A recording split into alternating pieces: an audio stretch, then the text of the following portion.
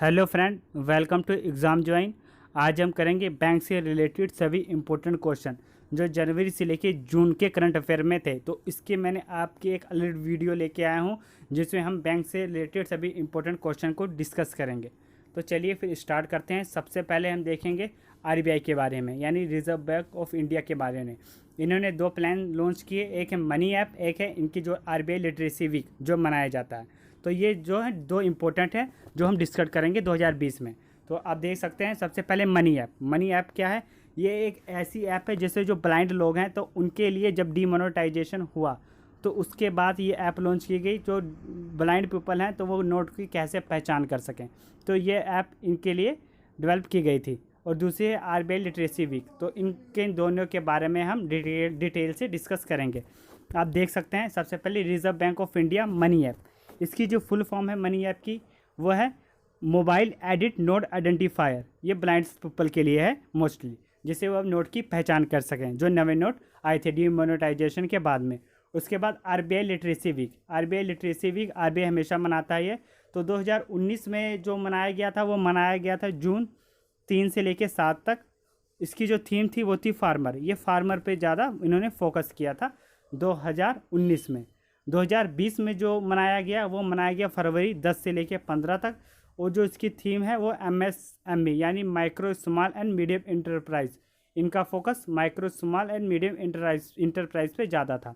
तो ये है थे जो इनके आरबीआई लिटरेसी वीक और मनी ऐप 2020 में दो इम्पोर्टेंट क्वेश्चन जो आरबीआई से बनने वाले हैं ये हैं। नेक्स्ट आगे हम करेंगे अब आरबीआई के बारे में। आरबीआई के बारे में आप देख सकते हैं इस्टेब्लिशमेंट 1 अप्रैल 1935 में। इसका जो हेड क्वार्टर है वो है मुंबई में। मुंबई में जो इसका हेड क्वार्टर है। नेक्स्ट आगे इंट्रोडक्शन आप देख सकते हैं किस एक्ट के अधीन इसकी स्थापना हुई। तो हुई हिल्टन यंग कमीशन एक्ट 1926 के अधीन इसकी स्थापना हुई थी।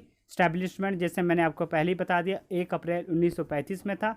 आरबीआई नेशनलाइज्ड कब हुआ? ये भी एग्जाम में क्वेश्चन पूछ लिया जाता है। आरबीआई नेशनलाइज्ड कब हुआ? तो ये हुआ था 1 जनवरी 1949 को आरबीआई नेशनलाइज्ड हुआ था।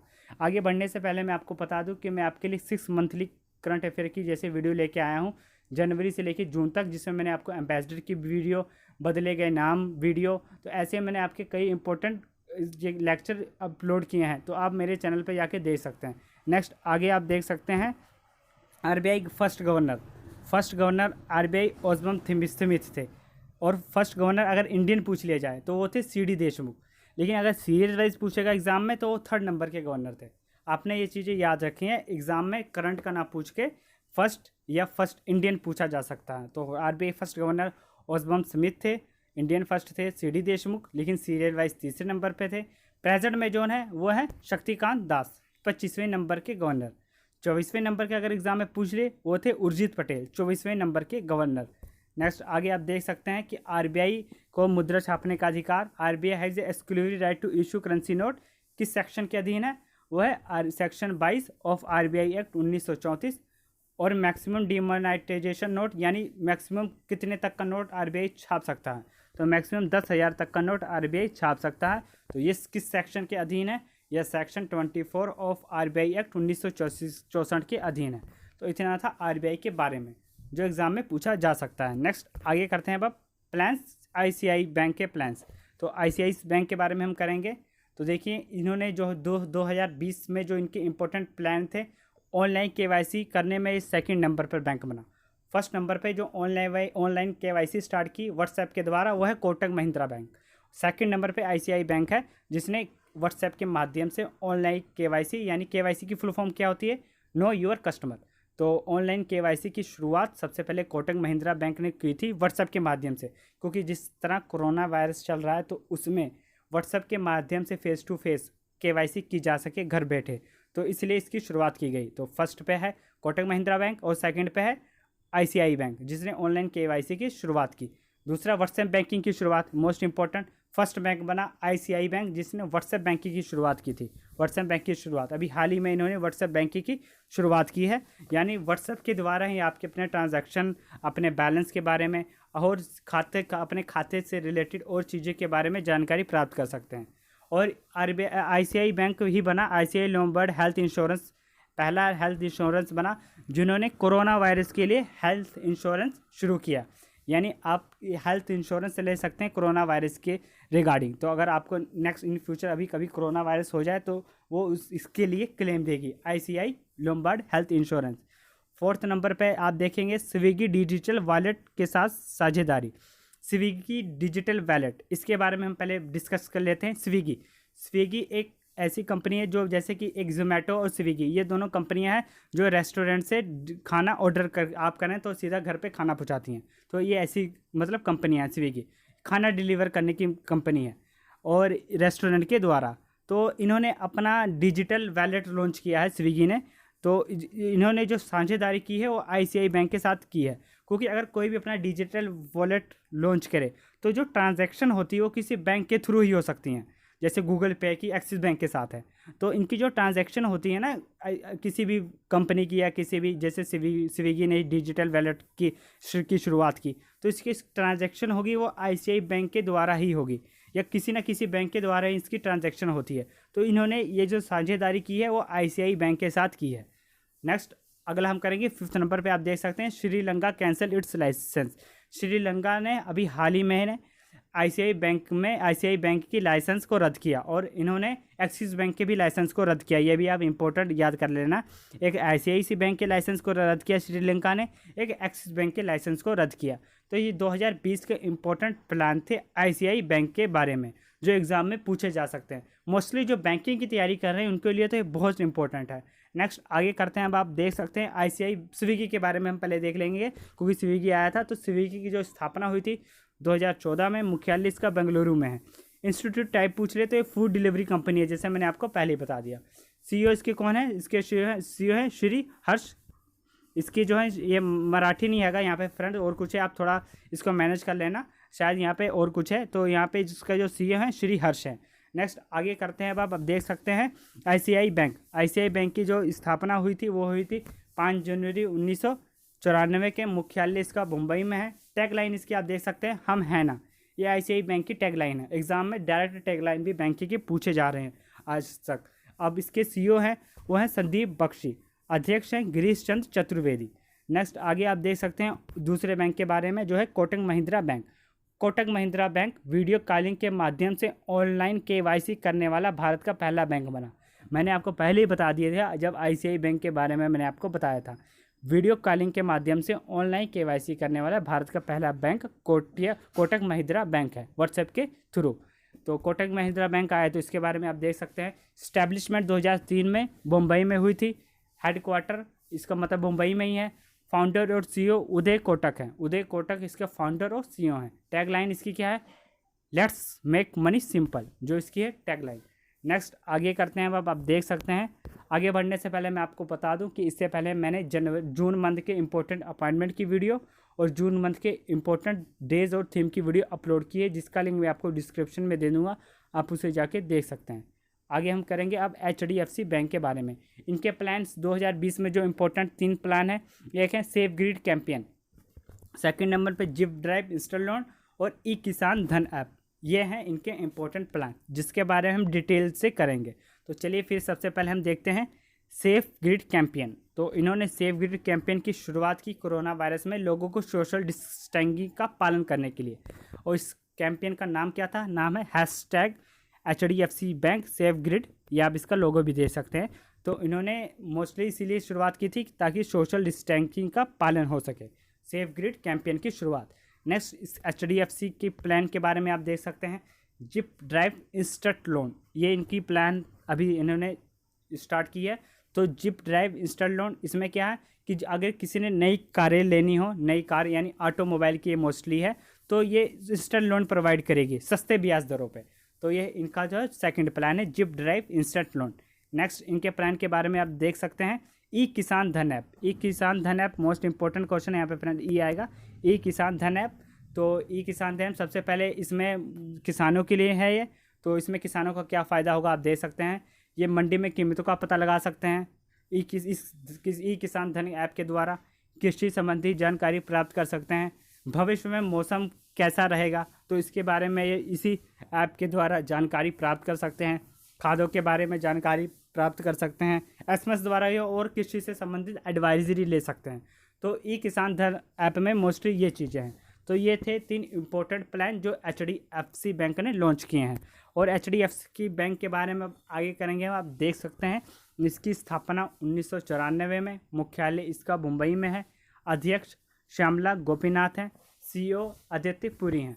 फुल फॉर्म इसकी है हाउसिंग डेवलपमेंट फाइनेंसिंग कॉरपोरेशन, ये इसकी जो है फुल फॉर्म है। टैगलाइन जैसे मैंने आपको पहले ही बता दिया, एग्जाम में आजकल टैगलाइन भी पूछे जा रहे हैं, तो इसकी टैगलाइन है वी अंडरस्टैंड योर वर्ड, ये जो है इसकी टैगलाइन है। नेक्स्ट आगे आप देख सकते हैं यस बैंक के बारे में, अब हम करेंगे यस बैंक के बारे में करेंगे। तो यस बैंक ने 2020 में 4 इंपॉर्टेंट प्लान लॉन्च किए हैं। तो आप देख सकते हैं सबसे पहले यस बैंक के जो शेयर खरीदे हैं वो SBI ने खरीदे थे। अभी हाल ही में यस बैंक इंसॉल्वेंट जब हुआ था तो इसके जो SBI ने शेयर खरीदे थे, इसके बारे में हम डिस्कस करेंगे। इन्होंने रिटेल लोन की शुरुआत की है जिसका नाम है लोन इन सेकंड। इस मोस्ट इंपॉर्टेंट जो है नंबर 3 पे युवा पे ऐप की शुरुआत की है, UPI ऐप, जैसे गूगल पे है, पेटीएम है, तो इन्होंने युवा पे UPI पेमेंट की शुरुआत की है। मोस्ट इंपॉर्टेंट क्वेश्चन है जो एग्जाम में पक्का बनेगा, इसे आप स्टार मार्क भी कर सकते हैं। और चौथे नंबर पे यस बैंक ने डिश TV के शेयर खरीदे हैं, तो इसके बारे में हम डिटेल से डिस्कस करेंगे। तो आप देख सकते हैं प्लान यस बैंक के बारे में पहले डिस्कस करेंगे। यस बैंक के शेयर किसने खरीदे हैं? यस SBI ने। तो SBI ने इनके 49% शेयर खरीदे थे, तो जिसमें इसने खरीदे हैं 7,250 करोड़ में। 7,250 करोड़ में SBI ने यस बैंक के शेयर खरीदे थे, तब ये इंसॉल्वेंट होने से बचा है जब इसके शेयर SBI ने खरीदे थे। और इसमें बाकी कंपनियों के और भी शेयर हैं। आगे देखेंगे रिटेल लोन यानी लोन इन सेकंड, बिना किसी डॉक्यूमेंटेशन के इंस्टेंट लोन प्रोवाइड करना, तो इसकी शुरुआत यस बैंक ने की है। ज़्यादा डॉक्यूमेंटेशन की आपको ज़रूरत नहीं पड़ेगी, जिसमें रिटेल लोन इन सेकंड आपको दिया जाएगा। नेक्स्ट आगे देख सकते हैं इसके और 2 प्लान, जैसे मैंने आपको पहले ही बताया, युवा पे UPI ऐप मोस्ट इंपॉर्टेंट जो इन्होंने अभी शुरुआत की है डिजिटल पेमेंट करने के लिए। और डिश TV के शेयर, इन्होंने जो डिश TV के शेयर खरीदे हैं यस बैंक ने, वो खरीदे हैं 24.19%। 24.19% शेयर डिश TV के खरीदे हैं यस बैंक ने। यस बैंक का है तो इसके बारे में आप देख सकते हैं इस्टेब्लिशमेंट जो इसकी हुई थी 2004 में। फाउंडर अशोक कपूर और राणा कपूर जो इसके फाउंडर हैं। हेडक्वार्टर इसका मुंबई में है। CMD जो इस टाइम है वो है प्रशांत कुमार जो इसके CMD हैं। इसके पहले कौन थे? इसके पहले थे रवनीत गिल, लेकिन इस टाइम है वो है प्रशांत कुमार। नेक्स्ट आगे देखते हैं अब आप क्वेश्चन बैंक ऑफ बड़ौदा के बारे में, जो तीसरा पब्लिक सेक्टर बैंक है ये बैंक ऑफ बड़ौदा। तो इसके प्लान के बारे में हम करेंगे। लोन प्रक्रिया को डिजिटल करने वाला भारत का पहला बैंक बना, यानी अब आपको मैनुअली किसी लोन लेने के लिए किसी कागज़ को, किसी पेपर वर्क को बिल्कुल नहीं करना पड़ेगा, सीधे डिजिटली आप लोन प्रक्रिया यानी उन्होंने की है डिजिटली। अगर आपको लोन लेना है तो सीधे वेबसाइट के द्वारा आप लोन के लिए अप्लाई कर सकते हैं। तो ये लोन प्रक्रिया को डिजिटल करने वाला भारत का पहला बैंक बना, बैंक ऑफ बड़ौदा। और इसकी जो स्थापना हुई थी 20 जुलाई 1918 को हुई थी। ये भी काफ़ी पुराना बैंक है, बैंक ऑफ बड़ौदा। मुख्यालय वडोदरा गुजरात में है इसका मुख्यालय। चेयरमैन जो है वह हसमुख अधिया इसके चेयरमैन है। CEO पूछा जाए तो वह संजीव चड्ढा। गवर्नमेंट के शेयर कितने हैं बैंक ऑफ बड़ौदा में? वह है 69.2% जो है गवर्नमेंट के शेयर हैं। टैगलाइन इंडियाज़ इंटरनेशनल बैंक, इसकी जो है टैगलाइन है इंडियाज़ इंटरनेशनल बैंक। इसमें अभी हाल ही में 2 बैंकों का विलय हुआ, वो हुआ है एक विजय बैंक, एक देना बैंक। तो 2 बैंक इसमें मर्ज हुए। तो इसके बाद ये तीसरे नंबर पे सबसे बड़ा पब्लिक सेक्टर बैंक बना है, तीसरे नंबर पे सबसे बड़ा। नेक्स्ट आगे करते हैं फिनो बैंक के बारे में। फिनो बैंक के बारे में तो इन्होंने एक प्लान लॉन्च किया है मोस्टली 10 से लेकर 18 साल के बच्चों के लिए, जो अपने स्टूडेंट लाइफ में कुछ सेविंग कर सकें। तो इसका नाम है भविष्य बचत खाता। इसकी शुरुआत इन्होंने उत्तर प्रदेश में की है, मध्य प्रदेश में और बिहार में, 3 जगह भी इन्होंने इसकी शुरुआत की है। भविष्य बचत खाता जिसमें 10 साल से लेकर 18 साल के बच्चे छोटी छोटी सेविंग्स कर सकें, और इसी खाते में उनको क्या करें, वजीफ़ा भी आता रहेगा, इसी खाते में इनको वजीफ़ा भी आते रहेंगे। इसकी शुरुआत फिनो बैंक ने की है। नेक्स्ट आगे करेंगे हम इस फिनो बैंक के बारे में। तो फिनो बैंक की स्थापना 2017 में हुई थी। मुख्यालय इसका मुंबई में है। CEO इसके हैं ऋषि कपूर। ऋषि क्या आएगा यहाँ पे? ऋषि आएगा फ्रेंड, ऋषि बैंक नहीं आएगा। और इसकी जो टैगलाइन है वो है कदर आपके बैंक की। कदर आपके बैंक की जो है इसकी टैग लाइन है।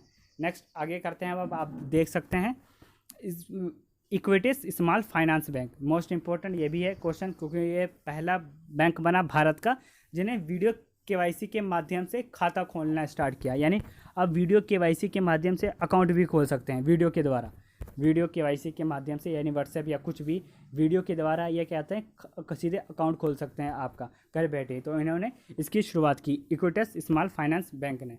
नेक्स्ट अब इसके बारे में हम कर सकते हैं, देखिए इक्विटीज स्मॉल फाइनेंस बैंक स्थापना 2007 में, मुख्यालय इसका चेन्नई में है।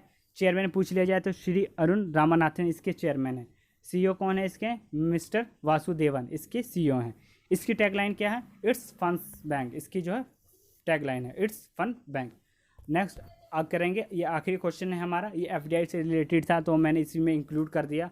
तो एफडीआई से रिलेटेड आप देख सकते हैं, तो भारत ने अभी डिफेंस सेक्टर में एफडीआई यानी फॉरेन डायरेक्ट इन्वेस्टमेंट, यानी विदेश की कोई कंट्री हमारे देश में कितना आके इन्वेस्ट कर रही है उसे कहा जाता है एफडीआई, फॉरेन डायरेक्ट इन्वेस्टमेंट। तो डिफेंस सेक्टर में एफडीआई को 49% से बढ़ाकर कितना कर दिया गया है? तो ये इसका जो राइट ऑप्शन होगा ऑप्शन नंबर डी, 74% कर दिया गया है। तो ये थे हमारे important question banking and finance से रिलेटेड, जो आपके सभी एग्ज़ाम मोस्टली बैंक एग्ज़ाम के लिए काफ़ी इंपॉर्टेंट है। आपको ये वीडियो अच्छी लगी, इसे लाइक शेयर और सब्सक्राइब जरूर करें।